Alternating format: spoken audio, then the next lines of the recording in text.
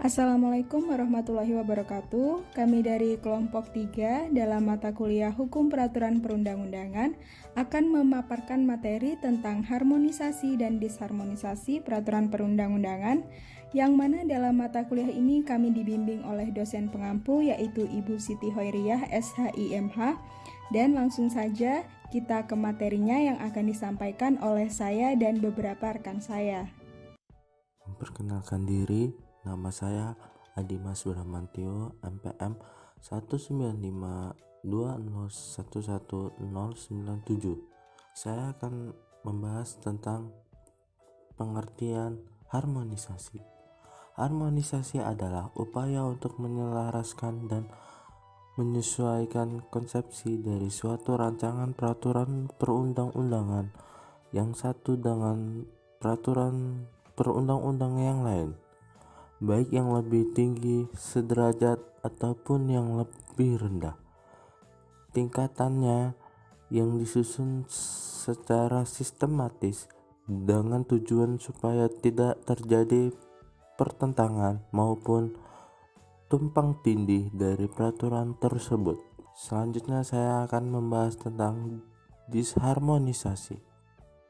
Disharmonisasi adalah tidak terjadinya keselarasan konsepsi dan suatu peraturan perundang-undangan yang satu dengan yang lainnya, yang mengakibatkan pertentangan sehingga menimbulkan ketidakpastian hukum dalam pelaksanaannya. Aspek harmonisasi undang-undang.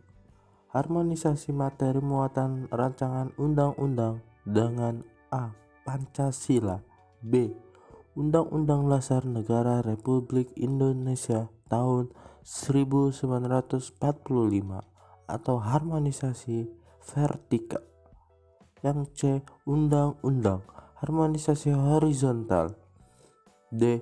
Asas-asas peraturan perundang-undangan. 1. Asas pembentukan. 2. Asas materi muatan. 3. Asas-asas lain yang sesuai. Selanjutnya, pengharmonisasian rancangan undang-undang dengan teknik penyusunan peraturan perundang-undang yang meliputi ada 4, yaitu 1. Kerangka peraturan perundang-undangan. 2. Hal-hal khusus. 3. Ragam bahasa. 4. Bentuk rancangan peraturan perundang-undangan. Perkenalkan, nama saya Quantum Auricularia Indica dengan NPM 1912011-152. Saya akan menjelaskan materi selanjutnya, yaitu tata cara melakukan harmonisasi. Yang pertama, pastikan bahwa rancangan undang-undang bersifat filosofis Pancasila dan pasal-pasalnya tidak bertentangan dengan nilai tersebut. Yang kedua, pastikan bahwa pasal-pasal Undang-Undang Dasar 1945 dicantumkan dengan benar dan rancangan undang-undang sudah selaras dengan prinsip-prinsip penyelenggaraan negara menurut Undang-Undang Dasar. Yang ketiga, menggunakan istilah hukum secara konsisten. Yang keempat, meneliti dengan seksama materi muatan rancangan undang-undang, apakah sudah selaras atau belum. Yang kelima, pastikan asas-asas peraturan perundang-undangan sudah terakomodasi dengan baik dalam rancangan undang-undang. Yang keenam, patuhi pedoman teknik penyusun peraturan perundang-undangan secara konsisten. Yang ketujuh, pastikan bahwa bahasa yang digunakan sesuai dengan kaidah bahasa Indonesia yang baik dan benar. Perkenalkan, nama saya Desinta Rahmadini, NPM 19520111006.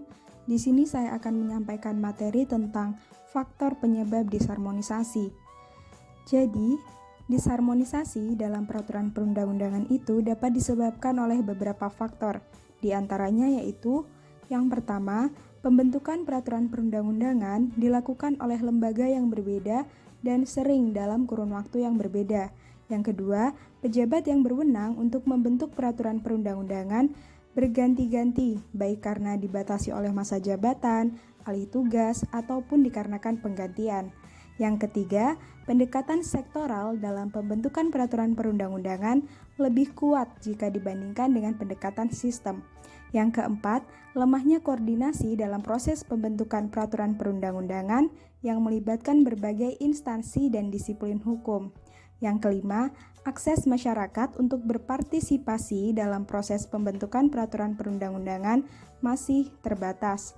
Yang keenam yaitu belum mantapnya cara dan metode yang pasti, baku, dan standar yang mengikat semua lembaga yang berwenang untuk membuat peraturan perundang-undangan.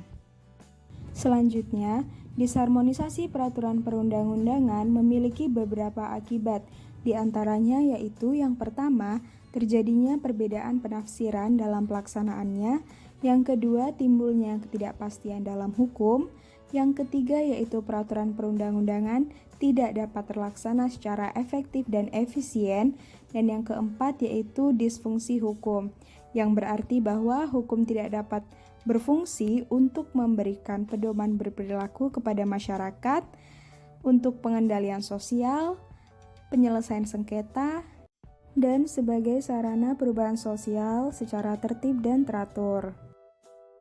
Perkenalkan, nama saya Putri Adela Kalisa, NPM 1912111196.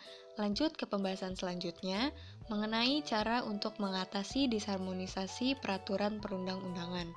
Untuk mengatasi disharmonisasi, terdapat 3 cara. Yang pertama, mengubah atau mencabut pasal-pasal tertentu atau seluruh pasal peraturan perundang-undangan oleh lembaga instansi yang berwenang membentuknya, karena peraturan tersebut dianggap sudah tidak relevan lagi yang menyebabkan terjadinya suatu disharmonisasi. Yang kedua, mengajukan permohonan uji material kepada lembaga yudikatif. Yang pertama itu untuk pengujian undang-undang terhadap Undang-Undang Dasar kepada Mahkamah Konstitusi. Yang kedua, untuk pengujian peraturan perundang-undangan di bawah UU terhadap UU kepada Mahkamah Agung. Yang ketiga, dapat menerapkan asas-asas hukum. Yang pertama, asas lex superiori degorat legi inferiori, yang artinya peraturan yang lebih tinggi dapat mengesampingkan peraturan yang lebih rendah kedudukannya. Yang kedua, dapat menerapkan asas hukum lex specialis degorat legi generalis, yang artinya hukum yang bersifat khusus dapat mengesampingkan hukum yang bersifat umum. Yang ketiga, asas hukum lex posteriori degorat legi priori, yang artinya penafsiran hukum yang menyatakan bahwa hukum yang terbaru dapat mengesampingkan hukum yang lama. Perkenalkan, nama saya Nimadi Tadujaini dengan NPM 1952011046. Di sini saya akan memaparkan sedikit mengenai pencegahan disharmonisasi peraturan perundang-undangan, yaitu yang pertama ada penyusunan program legislasi nasional di lingkungan pemerintah. Di sini pengharmonisasiannya dilakukan oleh Menteri Hukum dan HAM dengan menteri lain atau pimpinan lembaga pemerintah non kementerian penyusunan rancangan pembentukan rancangan undang-undang dan pimpinan instansi pemerintah terkait lainnya. Lalu yang kedua ada penyusunan prolegnas antara DPR dengan pemerintah. Di sini koordinasi dilaksanakan oleh Badan Legislasi DPR RI. Yang ketiga ada persiapan penyusunan rancangan undang-undang yang diajukan oleh Presiden. Pengharmonisasian ini dikoordinasikan oleh Menteri Hukum dan HAM. Lalu yang keempat ada pengharmonisasian konsepsi rancangan undang-undang dilakukan oleh Badan Legislasi DPR RI. Pengharmonisasian ini, rancangan undang-undang meliputi aspek teknis, substansi, dan asas-asas pembentukan peraturan perundang-undangan. Sekian penyampaian materi dari kelompok kami tentang harmonisasi dan disharmonisasi peraturan perundang-undangan. Mohon maaf apabila masih terdapat kesalahan. Semoga materi ini bisa bermanfaat. Dan terima kasih. Wassalamualaikum warahmatullahi wabarakatuh.